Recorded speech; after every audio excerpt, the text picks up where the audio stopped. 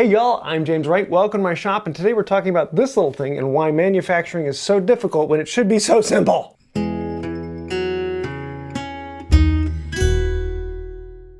So almost a year ago, Jeff from Reed Planes released the Howard adjuster for the small block planes. It is a fantastic little adjuster that fixes several nitpicky little issues. And I don't want to go into that. If you want to see that, I've got a whole nother video on this little thing. When we first put it out, Jeff and I thought, well, we might sell 30 or 40 of them. And so we bought 40 to sell, and then we sold them out instantly in hours. And the demand for these was off the charts. It was phenomenal. We sold a ton of them, and we're still selling a ton of them. But the question we kept getting is, when are we going to sell them for the 102? It's the small little one, and this is one of the most popular planes by Lie Neilson. The problem is the 102 has a lot smaller adjuster. Jeff and I both thought, no problem. We'll whip them out. We already have the manufacturing figured out. We'll just get different bearings, put them together, and voila, we'll have an adjuster for the 102. So Jeff whipped this out. It's a little bit larger in diameter, so you have a little more leverage, but will still fit on the shaft. Great. I thought this is fantastic. It worked on his. He brought it over here, and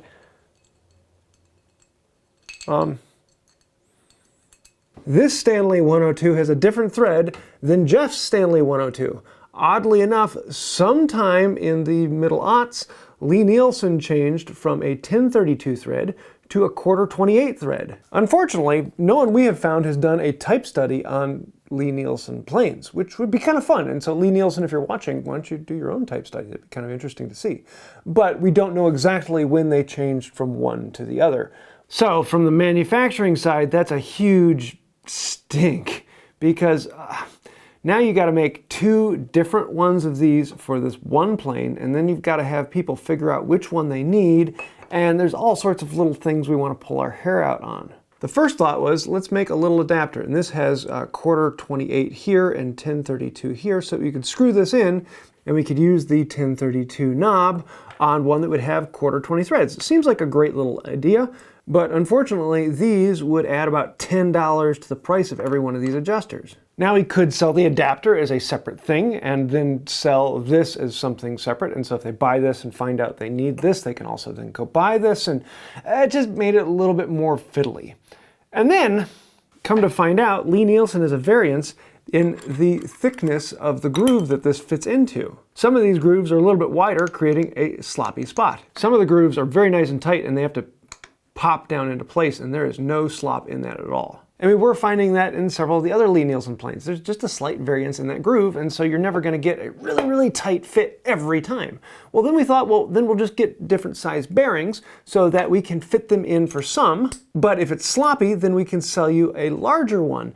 And then that means that for this one plane, we now have 4 options, different thread sizes and different bearing sizes, and then possibly the adapter. And what should have just been a simple, let's make these smaller, is now turning into a puzzle. But wait, folks, we're not done yet. Lie Neilson used a brass stud on here, which looks great because it's brass on brass on brass. But the problem with it is the brass it can bend a little bit. And we've found a few times where the brass stud hasn't been perfectly in line with the iron. And this one is actually bent up just a little bit. Now with this one, it's not a problem because there's enough slop in there that a little bit of movement isn't going to be a problem. But if you put a tight bearing in there and you lock it into place, then it's got to be really, really close. And you might find that at some point it starts to get harder to push in and out. And so you just take a light hammer and tap it back down and around until it gets into place, but then that's one more thing. Or you could get a steel stud and fix the problem. I kind of want to give people an idea about what it takes to manufacture. So next time you say, well, why don't you adjust? Well, yeah, little things get into the problem. And we're just making one little thing here that should be fairly easy. And if you're looking at something like the new Union X plane that is coming out that has a whole lot of brand new things, you understand that manufacturing can be difficult. And that's why if it's more complicated than something little like this, it can take years and years, because every time you think you fix the problem, you find something new. So Jeff from Reed Planes has a bit of a dilemma here. What do we sell and what don't we sell? Do we trust the customers to measure their own threads and find out what will work for them? And do we experiment? And what we've found in the past is that you guys are really, really good at knowing what you want. And as long as we give you the dimensions and the measurements, you can go check yours and make sure you're getting what you need. And if something comes out, we'll work with you and figure out a way to fix that. So what Jeff decided to do is to sell it both in the 1/4-28 and the 1032, as well as selling an adjustment stud. So if you buy the 1032 and find out you have a 1/4-20, then you can buy the adjustment stud. But if you have a 1/4-28, most people have 1/4-28 nuts. You can test them on yours and make sure it fits. Also, Jeff is creating a guide with all that we know about which ones they fit, not just from the Lie Neilson, but also the Clifton, Preston, Record, and Tay tools. A lot of them have adjusters like this, and they also can fit in here. So we've tested a few of them. If you have ones that we don't have, please let us know. We'll add them to the list. The one thing we decided not to adjust is the fit of the iron onto the bearing. It should be able to pop in, and most of them out there will fit right off of this. So the vast majority we've tested should go pop and lock on nicely. If yours doesn't work on and it won't push in, what you can do is take this bearing and put it on a diamond plate and grind it down a little bit and make it a little bit thinner, and it will slide in. A few people out there might find that it is ever so slightly too small and there's a bit of slop in there. In that case, you could put some aluminum foil or something like that to shim it into place.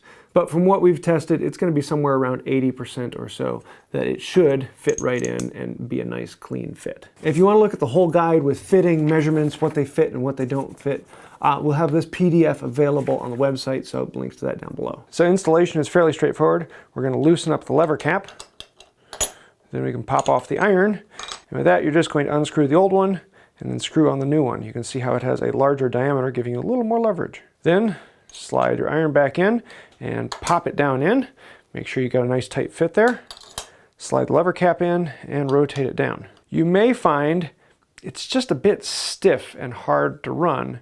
That might be because you've cranked it down a little too tight, but it also might be that that brass rod is at a slightly different angle.